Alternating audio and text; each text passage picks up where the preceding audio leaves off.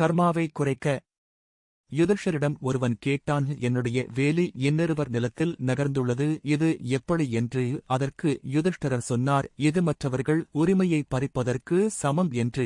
அடுத்து ஒரு பானையில் உள்ள நீரை 4 சிறிய பானையில் ஊற்றிவிட்டு அதே நீரை பெரிய பானையில் ஊற்ற பானை நிரம்பவில்லை என கூற, ஒரு தாய் பிள்ளைகளிடம் வைக்கும் அன்பு சரிசமமானது, அதே நேரம் பிள்ளைகளின் அன்பு சரி சமமாக இருக்காது என கூறினார்.